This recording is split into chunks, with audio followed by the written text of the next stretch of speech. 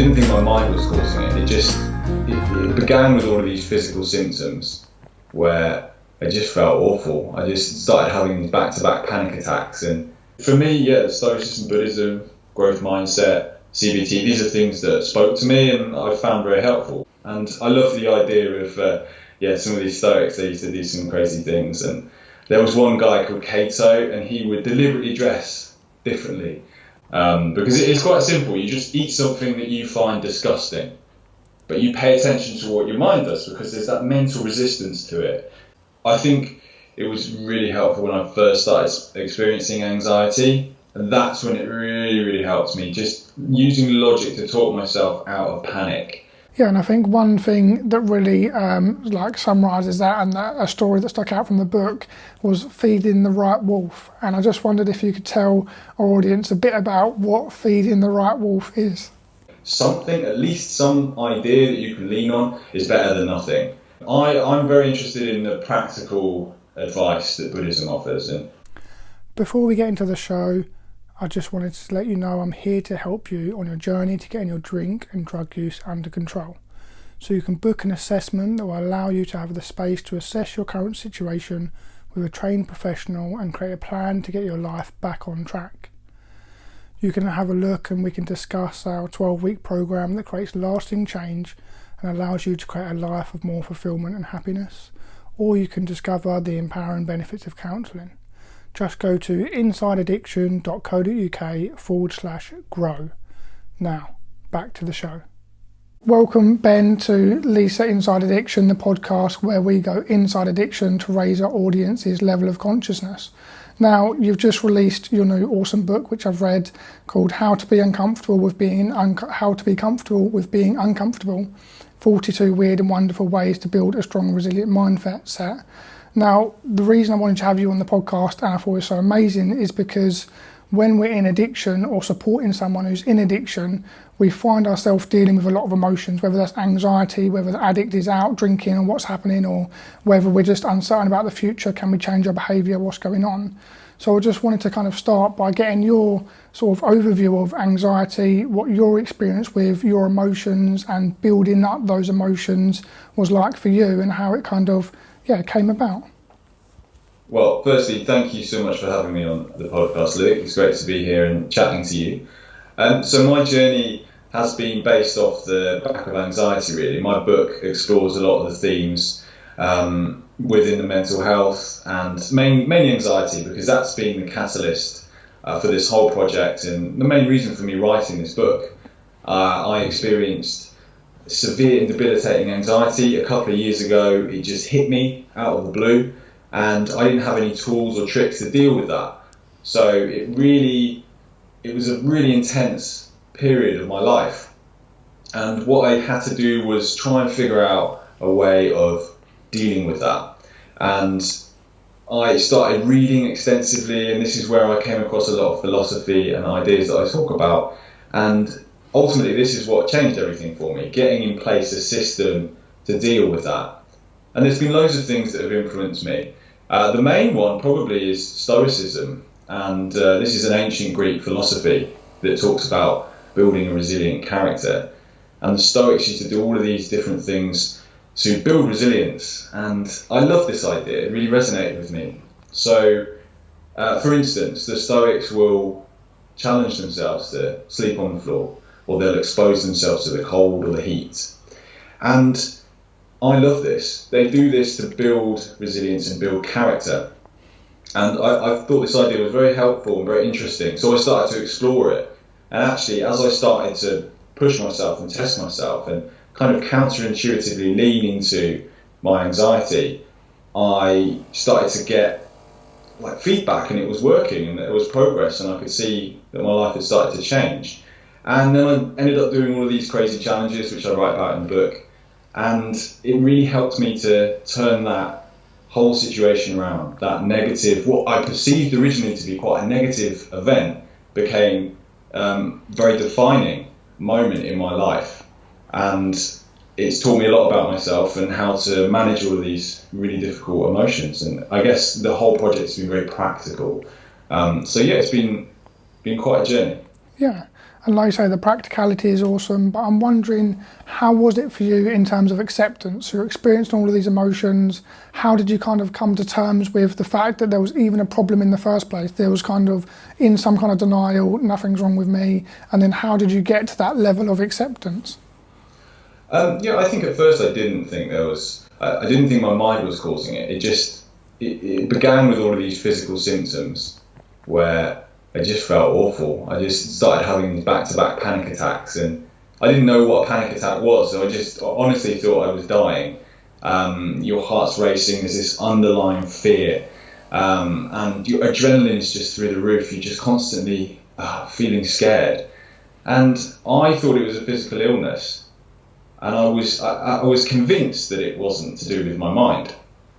But it just got so bad, the physical symptoms got so overwhelming that I had to do something about it. And that's when I went to see the doctor, who instantly recognised it as anxiety. And I guess there was a bit of resistance there to the fact that actually this could be coming from my mind. But when I actually paid attention and started to read about mental health and explore it in all of these books that I started to take information from, I realised that, this is actually coming from my mind. And that was the moment, I think, that I had to accept it to learn to deal with it and how I can move forward. Yeah, and like you say, that kind of acceptance and then moving into that process of, learning all of these skills, doing the research. And one quote that I actually saved from your book, 'cause I thought it was just so cool, is you said it starts with practical concepts and ends with challenges. It starts with ancient Greece and ends up with you in an ice bath cursing me. I just thought that was so funny, and I just imagined myself one day sitting in an ice bath and genuinely cursing you. I'm like, for fuck's sake, Ben. And I just thought that was so brilliant. And like you say, Stoicism is amazing.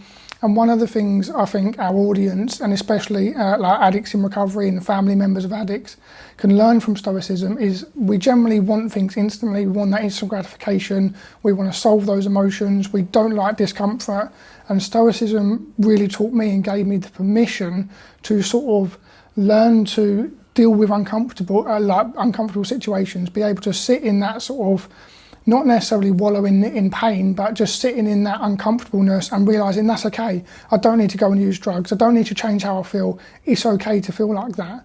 And another quote I love from your book about Stoicism is that you said, I see Seneca as a Roman Oprah, and I just found that hilarious as well, because I just imagined Oprah in a Roman costume, and that just made me chuckle. So I just wondered, what your thoughts were on kind of Stoicism, and if you could just introduce it a bit to our audience. Yeah, sure. I think those quotes are interesting because it's the practical side of things that I love, because these ideas are really, really interesting, very pragmatic. And what I like about it is that we can apply it to life, and for me that's the most important thing. You can read in textbooks what you need to do, but unless you're practicing it, unless you're using it in real life settings, I think it doesn't have as much impact. We learn so much more when we're hands-on with the experience. So the ice bath thing is like, it's actually very uncomfortable to be sat in an ice bath. So you're having to use all of these tools and tricks, and you've got to kind of deal with that discomfort. So I think the Stoics, they used to do lots of different things. There's loads of ideas within Stoicism that can be very helpful. For me, the thing that I really latched onto was their idea of practicing adversity, and like I said earlier, they would sleep on the floor, expose themselves to the cold and the heat, and they would do all of these things. They would fast from food and water, and it was this deliberate discomfort that would train them for when they inevitably, we all are going to face the unknown, and we're going to face discomfort and challenges in life. So by deliberately seeking them out, we're preparing ourselves for that, and we learn what works for us and what doesn't. And the more times we do this, the better we get at doing it. And that's one element of Stoicism, and I really love that, because you can use that in so many different contexts, and you can go off and start pushing yourself in different ways, and you can have a lot of fun with it. And I love the idea of some of these Stoics. They used to do some crazy things, and there was one guy called Cato, and he would deliberately dress differently, well, I guess like an idiot, so that he could draw attention to himself, so he can practice feeling shame and so he can practice feeling embarrassed and deal with those emotions. So it's stepping outside of his comfort zone, deliberately seeking out that kind of situation, which that really just caught my imagination. So that's what I lean into with Stoicism, I think. Yeah. And what are some of the funniest things you've worn in public or that you've kind of tried to implement from Stoicism? The simple one, which I think your audience can do, very easy. You just dress inappropriately for the weather. So if it's really, really cold, if you go out in shorts, maybe a vest and flip-flops, or just something very skimpy, and not only are you having to face the cold, which is, you're practicing discomfort, you're also going to feel like an idiot because everyone will start looking at you. So I've done that. I've got some interesting hats as well, which it's just a nice way to play around with that. And I'm an introvert, so this is even harder for me because I hate being the centre of attention and when lots of people focusing on that. And I guess that as an introvert, it kind of makes it a little bit harder, in my opinion anyway. So that, I guess those are some of the things that you can do. And the opposite as well, if it's really hot, you can go out in like full ski jacket and winter kit, just to practice that. And the more you practice, the better you are, you're more equipped for the times in the future where you have to face adversity. And this is just a fun exercise, but I believe that the more you do these different things, they compound over time. And the more you practice this concept, the more it becomes available to you. The ideas that you tested out, they become available to you when you're actually in a challenging situation.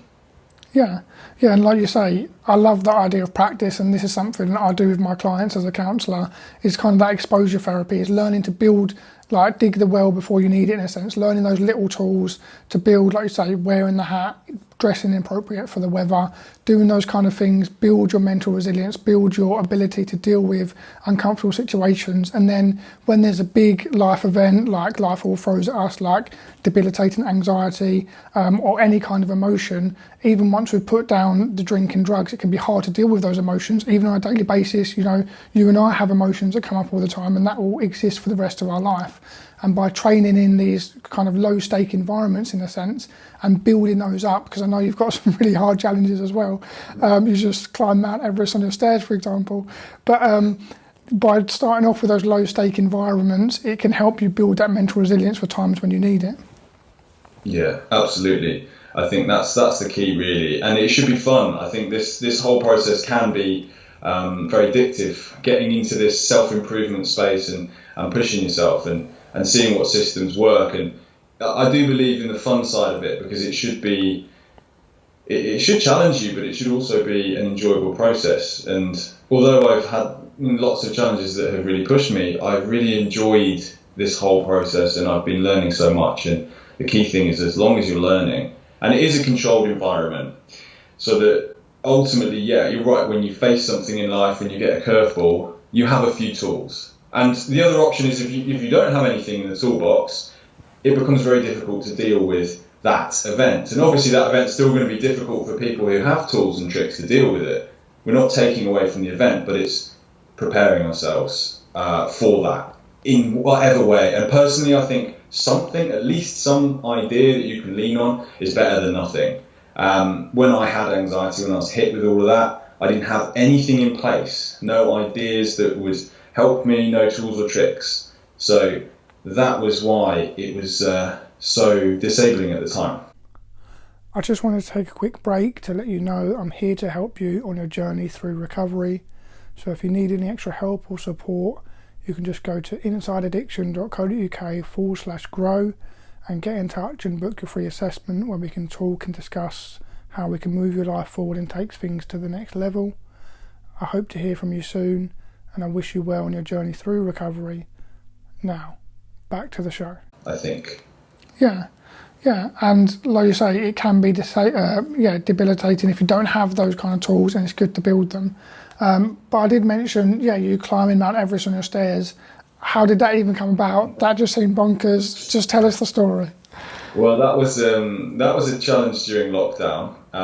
It felt like it was it was very difficult at the time to go out. You're very limited in what you can do with exercise. You weren't allowed out for more than an hour at a time in the UK.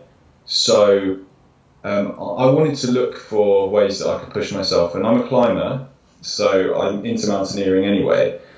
And I just thought the idea of climbing out, I measured my stairs and I thought, actually, this could be quite a fun challenge. And actually, it's going to take a while.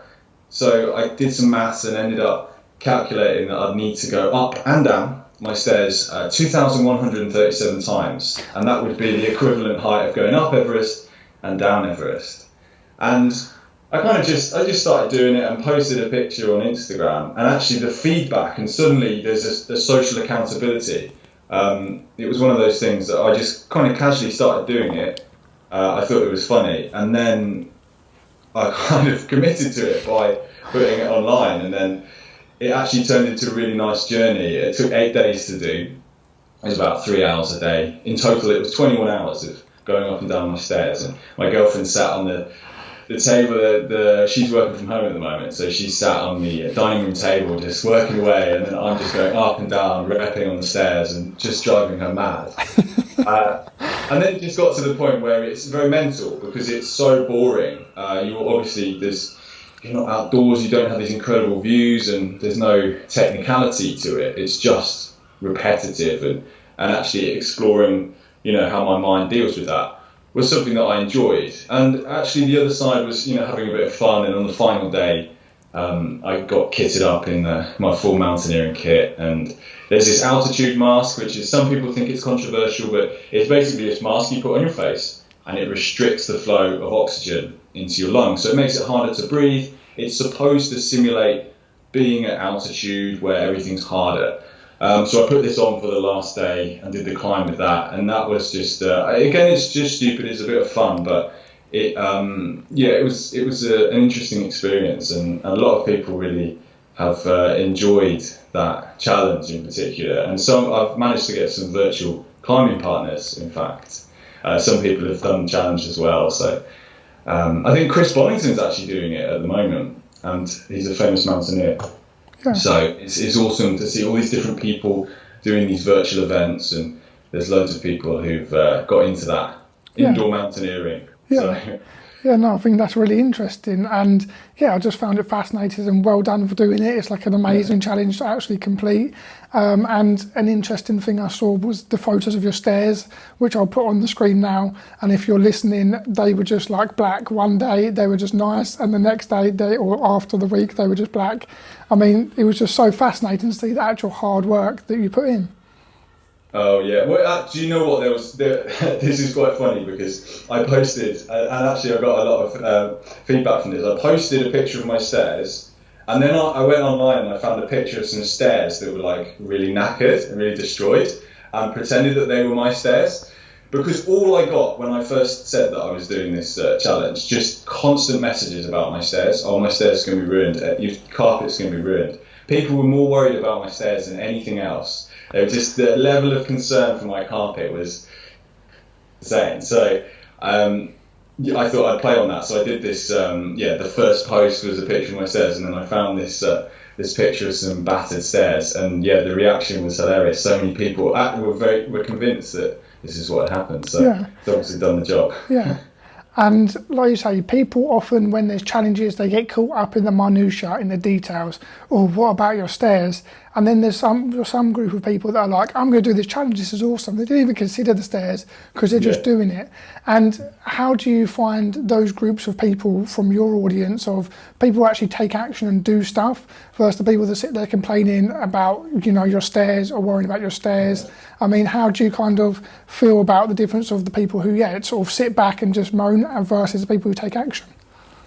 Well, I think what I've noticed, though, since the book came out at the start of June, and what I've really enjoyed is getting a lot of feedback from readers, get pictures, like, I've just made myself an ice bath, or I'm getting in the cold shower. The Rubik's Cube is something that people really like as well. So I get lots of pictures of people with a fresh Rubik's Cube and learning how to solve that. So I feel that I get a lot of, that's the kind of thing that comes my way, the people sharing their experiences. So I don't know. Yeah, I see what you mean about people focusing on maybe the wrong aspect of it, but I personally had the feedback has always been, oh, I've done this, so I like to focus on that side of things. Yeah, and like you say, some of the things that may kind of separate those people is that self-talk and that sort of mindfulness. And like you say, when you were doing it, actually managing your mind of being inside, being like sort of constrained, doing the stairs over 2,000 times, so repetitive. How did you kind of manage your own self-talk, in your own mind? I think that's probably because I've done a lot of long distance running. I do lots of marathons, and that didn't come naturally. That was like off the back of this anxiety, I got into running and pushing myself, and the marathon is a great way to push. But the more you do that kind of thing, I think you get used to that plod, the slow plod, and actually the endurance where you just kind of disconnect and you just settle into I maybe wouldn't say meditative state, because you're still there's still a lot of thoughts going on, but I guess it's just disconnecting from the physical sensations a bit, and you can kind of put your head into a slightly different space, which I found has helped me with the more endurance-based and physical challenges. I think that's helped, being able to just kind of go into that space, which happens through, I guess, experience. The more you do it, the more confident you get, and you can kind of just, shift your mind a little bit. Yeah, like you say, that sense of kind of practice and, building that mental resilience. And another thing you wrote in your book was about kind of Buddhism, and you did some awesome golden rules. And the golden rule for Buddhism was our mind is the source of our suffering.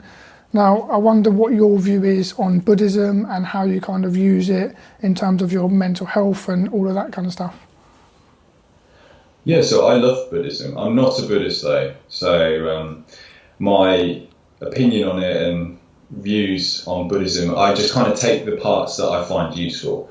It's very, very practical. I'm interested in the philosophical side of it. So there's a lot of ritual within Buddhism and lots of confusing rituals. I mean, you look at, there's the Tibetan sky burial where people pulverize bodies at funerals, and then in Zen Buddhism there's all the koans and the way, what's the sound of one hand clapping and all of these. Some of them are quite famous, people have heard them before, but it can be quite confusing. I'm very interested in the practical advice that Buddhism offers, and I think in therapy a lot of the ideas are very similar, and some of the ideas from Buddhism will be very relevant to a lot of people, and you don't have to be a Buddhist. I found one of the key things for me was the idea of mindfulness and meditation, which I use in my life to, I guess, pay attention to my mind and to see how busy it is. When you sit down with yourself and you start to observe your mind, when you first do that, it's really insightful because it just doesn't stop. It's just relentless, constantly thinking thoughts. So becoming aware of that and exploring a bit of meditation has been very helpful for me. And I think if you want to learn about your mind, sitting down with it and observing it is a great place to start. So that in Buddhism, I think, is very helpful. There's heavy emphasis on meditation within Buddhism. Yeah. And the other idea that I love in Buddhism is the idea of impermanence, that everything we are experiencing will change, that life equals change. So whatever situation you find yourself in, it's not always going to be like that. And I think that's something that we can hold on to when we're in a dark place. Things will change. And I think it's just remembering that everything we experience is impermanent. And also, bigger picture, that gives us quite a lot of power when we realise that. When we, if we feel embarrassed or if we've made a mistake or something, we just need to zoom back and actually think, hang on, this is a slice of time, and maybe we've made a mistake, but actually it's so insignificant in the scale of things, and actually it is impermanent and it will change, and whatever we're facing now will always change. And that's been very helpful. I like that idea a lot. Yeah. And yeah, like you say, impermanence is awesome. And I think for me, when I was in my addiction, I didn't really understand impermanence. And I thought if I look at all of these emotions and deal with all of this stuff I've been carrying around for years, I will feel it forever. Once I open that kind of floodgate, it will just be there and I'll be consumed by all of this pain and suffering. But it's more like Buddhism and mindfulness helped me learn that as well. Like you say, that idea of impermanence, things don't last forever, every emotion sort of subsides, and like you say, your suffering won't last forever, and looking at that big picture and that perspective. And then in terms of the mindfulness, one thing I liked is when we're in addiction, we often crave different things, and even when we're not in addiction, we still crave things like that extra slice of, or that extra chocolate bar, or whatever it may be, or even not going for a run or not doing a challenge or any kind of negative thinking.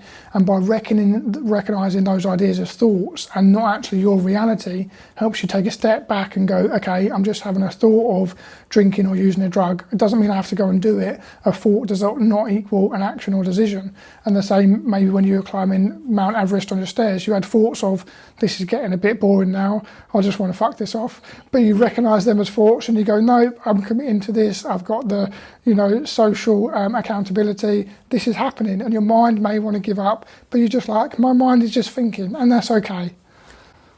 Yeah, you're right. I think that's it as well. You aren't your thoughts. Your thoughts are just, you have very little control over that. I think over time, you can change the amount of negative thoughts that you have by focusing on different things. And this is a cognitive behavioural therapy is something that I'm quite interested in. And it's accepting that we all have negative thoughts. We all have the potential to experience negative thoughts.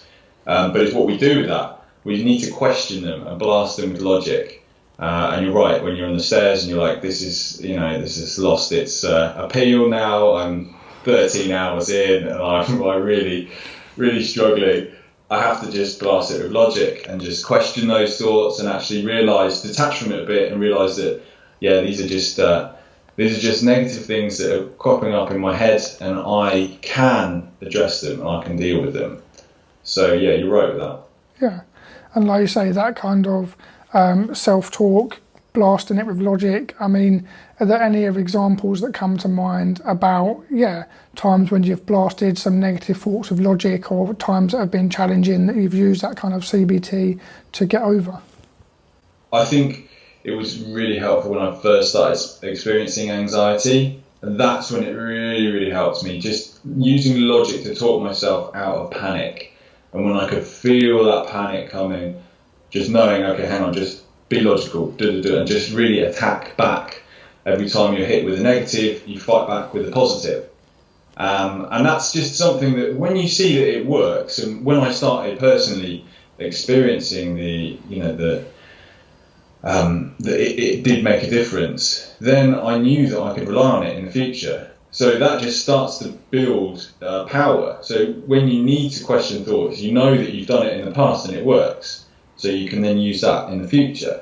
So that, I think it was very helpful at the start for me when I was just finding my feet with all of ideas, and I needed something that was very practical that could help with my anxiety. It was that was one of the things that I really lent into, the logic and questioning every negative thing that comes into your mind. And even just questioning it, you don't have to explore it too much, but just questioning it and seeing, is that really what's going to happen? And the more you do it, the easier it becomes, and then eventually it becomes automatic. Yeah, and I remember you talking about in the book as well, about one of your friends, and he was worried about getting on the tube, and you told him to play Tetris because it used a different part of the game, and then a few weeks later he sent you a screenshot of his Tetris high score, and he was able to, like you say, use that very simple kind of idea to beat a fear that he had and use that different part of his brain. That's an interesting one, because I think when we engage, especially this is like in the peak of panic or when you're in a very emotional state, if you use the logical part of your brain, it can help you to disengage from all of those intense emotions. And things like Tetris or chess or getting involved in something that's mathematical and requires logic, if you sit with that logical side of things enough, it can just help you disengage that highly emotional part of the brain. Yeah. This study, it's in a Tim Ferriss book, I can't remember whereabouts. It's one of the ones. It's either Tools of Titans or what's the other one? Tribe of Mentors. Yeah. So it's in one of those. There's a study that they did. People who experienced trauma, they exposed them to Tetris immediately afterwards, and they managed to figure out how actually that had a huge effect on how quickly they were able to deal with that event.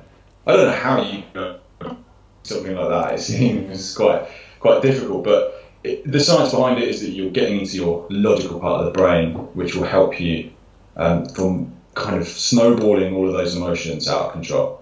Yeah, and like you say, you have those kind of different logical part and the emotional part, and this is something I actually teach in my recovery program, and it's part of dialectical behavioural therapy, which is similar to CBT, and it's this idea of you have the reasonable mind, the emotional mind, and the wise mind. And like you say, sometimes you're caught in that emotional mind, the emotions are building, you're building up those emotions, and by switching to that reasonable mind with something that's like cool, rational, is task focused, balances it out, and you can make more wise-minded decisions and use logic to kind of question that. So I just think it's so fascinating, and like you say, so effective, and there's really good studies in this kind of area, which is awesome. Yeah, and I think it is using it though as well. It's very easy to talk about it, but it's when you need to use it, that's when it's hard. But that's why I think it's important to have a practical side to everything, and that's why I think having challenges and having things where you push yourself allows you to test the ideas in a controlled environment. So when you've learned a skill like this, when you know, okay, you can question logic and you use all these different things, then you want to push yourself out of your comfort zone. You want to deliberately find situations where you have to test it out. Yeah. And I think that really helps, because then when you face something out of the blue, you've got your unknown situation, you've already got this method that works. Yeah, and I think one thing that sort of comes to mind when I hear you say that is this idea of mindset that you talk about in the book, and I wonder if you could tell us a bit about the mindset and how that kind of works.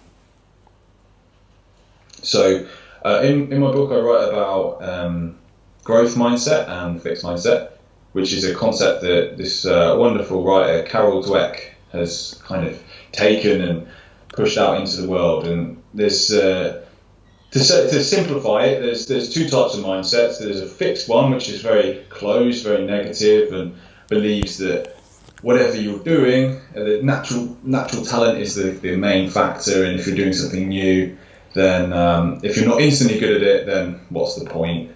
And you can see this quite a lot in people when they're trying things that they can't do or that they're struggling with.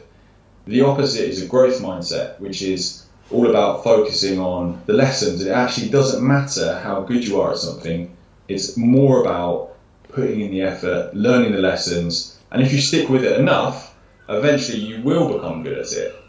And I found that mindset was very helpful for me to deal with anxiety as well, because that fixed mindset, oh, my mind is broken, or, I can't do that, and that kind of negativity, as soon as you lean into a growth mindset, whenever you encounter difficulties or if something goes wrong, you're always looking for the lesson, and the lesson is the key thing, and that can flip everything that happens to you into positive, because if something bad happens, you're learning, and you can learn from that experience. So that's why growth mindset can be very powerful, and I think it's helpful for a lot of people. And you notice it in children as well a lot. Kids can have a really fixed mindset when it comes to learning something new, and but not all of them, obviously, but they can. So it's important to be able to teach younger minds what a growth mindset is, and that's why when you're in schools, you'll see tons of this taking off. It's becoming very popular in the school space. And that's really awesome. And like you say, that sort of approaching situations with that open-mindedness, that sort of growth mindset, that this is kind of something I'm going to grow and become better by doing, rather than something that's I'm just going to stick to my limiting beliefs and I'm not even going to try it. And I think that's so powerful. Yeah, because we all have limiting beliefs, and I think when we attack them and break through them, I think we can gain a lot of confidence off the back of that. And the growth mindset is great because you can apply it to everything that you do. when you're facing something new and you're struggling with it, as if you bring in the elements of growth mindset and always look for the lesson and think of it as a bigger picture, what's this teaching me? That's going to make a massive difference. And suddenly something that's really difficult becomes a challenge, and actually it's teaching you. Yeah. And I think if you can look like that, yeah, it makes a huge difference. Yeah, yeah. And one thing you spoke about in your book as well is the year of adversity and your comfort zone challenges, and you listed so many amazing challenges. But I just wonder if you could tell us a bit about, the year of adversity and how you went from that kind of being in anxiety to then learning all these cool tools and then to spend a year even more in anxiety. How did that kind of go? And it just seemed like an awesome journey. Year of adversity, that's what I named it. It was basically off the back of all this anxiety, and I got all of these tools in place, and I just decided that I would test out this idea of stepping outside of my comfort zone. And normally, I think you need to test things out for long enough before you can see if it works. So I decided that I'd do it for a year. And this was based on the Stoics' concept of deliberately stepping outside of their comfort zones and practicing adversity. So I decided I would just do this as much as possible and see if that could help me. So I started to create all of these challenges, and I came up with a huge list. And in my book, I talk about 43 of them, but actually there were so many more. And although it's called a year of adversity, I continue to do these challenges, and it's more of an ongoing thing. But for the sake of the book and just generally, that was the significant year, the year of adversity, where I just went through as many of these challenges and tested out all of these ideas as much as possible. And that in itself was quite a crazy journey, and I ended up doing all of these weird and wonderful things. And some of them are ridiculous, and some of them are very difficult, and some of them are quite quick. But I think it's that mix of things that made it so interesting, for me anyway. But these are all personal challenges, things that push me, and everyone's different. So I encourage readers to kind of create their own challenges and use some of the things that I've done as inspiration, and actually figure out things that would personally challenge them. So it's about having a list of things and then going out and using that to test out ideas. Yeah. And what were some that you tried that kind of really stuck out to you? So I think the one that's easy for people to get into as well is the cold. I started exploring the cold. So I now have a cold shower every single day, and that was something that I really got into, and started having ice baths and swimming in the sea in the winter and doing all of these different things. I went ice swimming in Finland, which was a crazy experience. That was a lot of fun, and exploring the cold, and actually how do you deal with that pain? And again, there's a lot of meditation and kind of where do you put your mind when you're experiencing discomfort. So the cold was one that I really enjoyed exploring. But there's been so many things, from running a marathon to, now I run lots of marathons, but that was I'd never run one before, so I had a self-limiting belief. So breaking that down and forcing myself to take on a big challenge like that was a huge one. And then things like climbing mountains and learning how to solve the Rubik's Cube to test the growth mindset that I was just talking about. And I learned how to pick locks as well. That's kind of a bizarre one. But again, it's always paying attention to your mind when you're doing it. And eating strange food, that's one that people are always quite interested in. Because it's quite simple. You just eat something that you find disgusting, but you pay attention to what your mind does, because there's that mental resistance to it.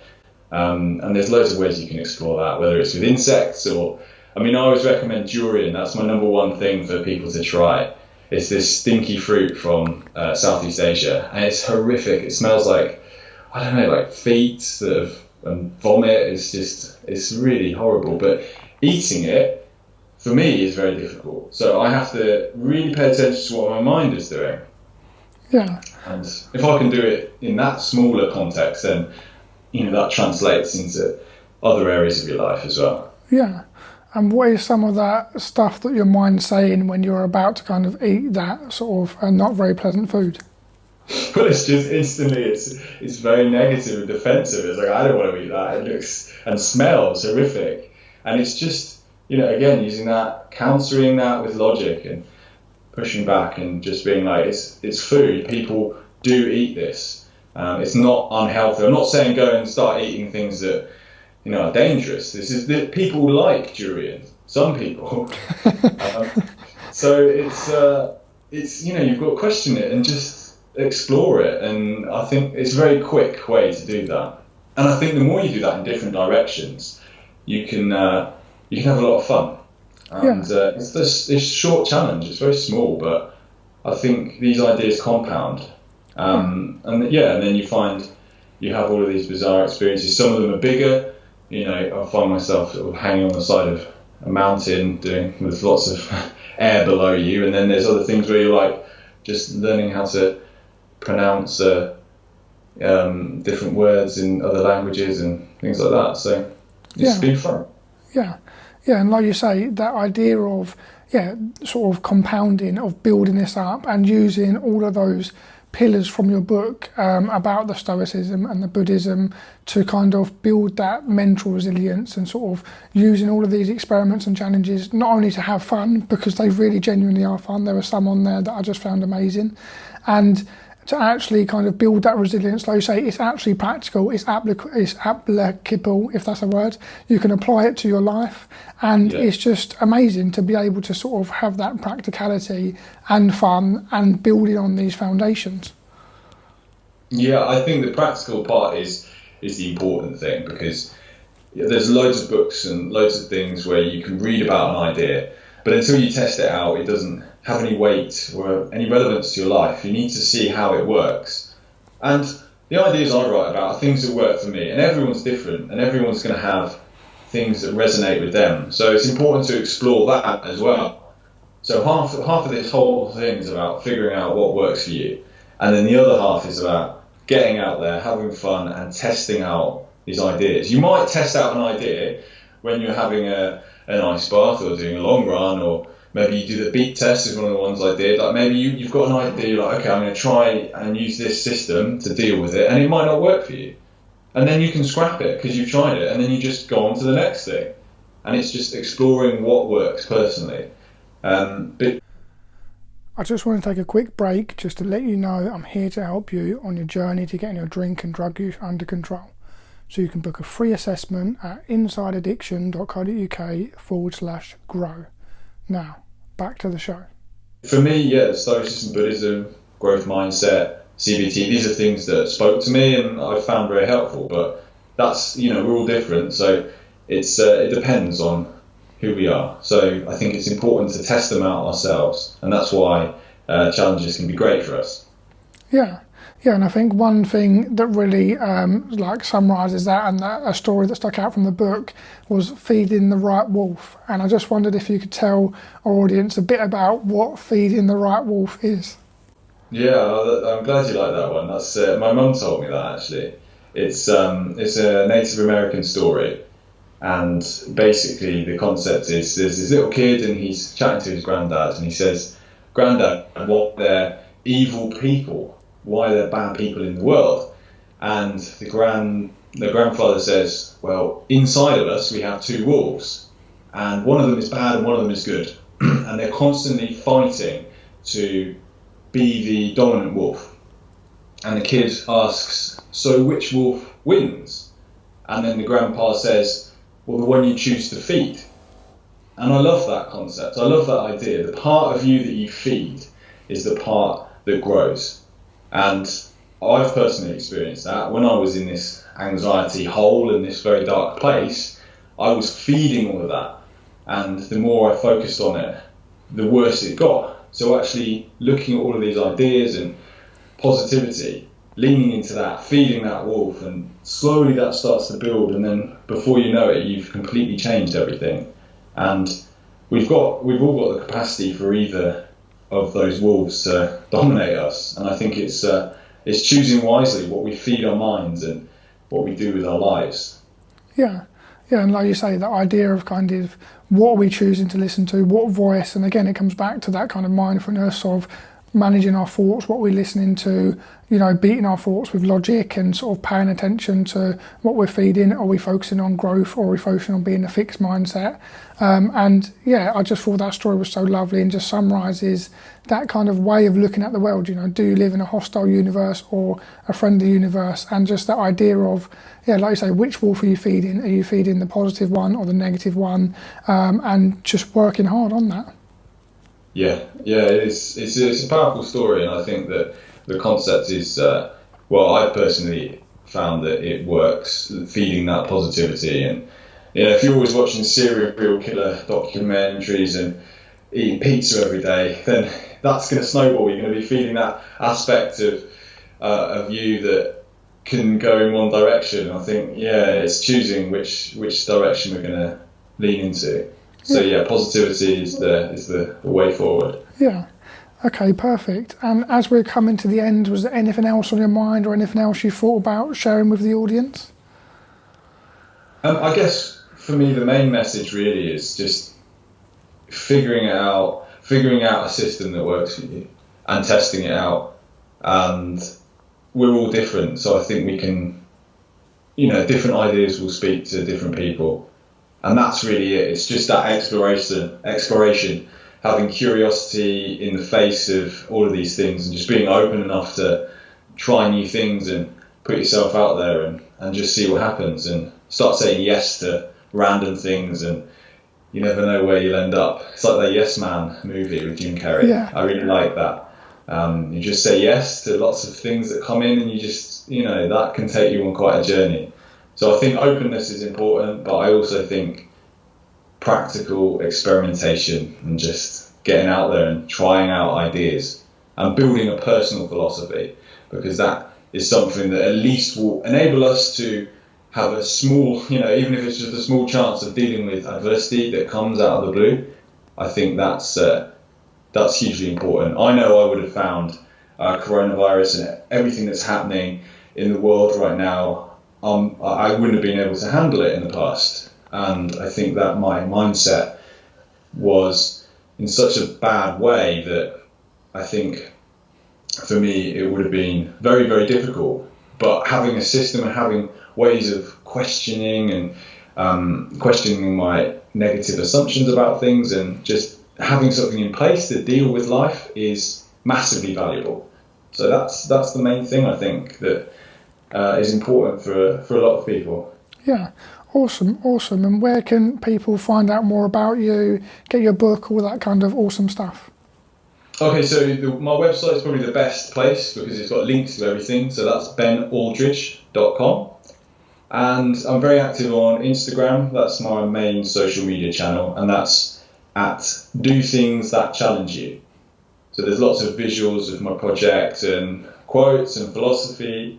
And that's probably the main place to find me, those two. And you can get my book on Amazon and loads of other places, Waterstones, Foils, wherever. There's the ebook and the audiobook as well. So it's all over the place. Awesome.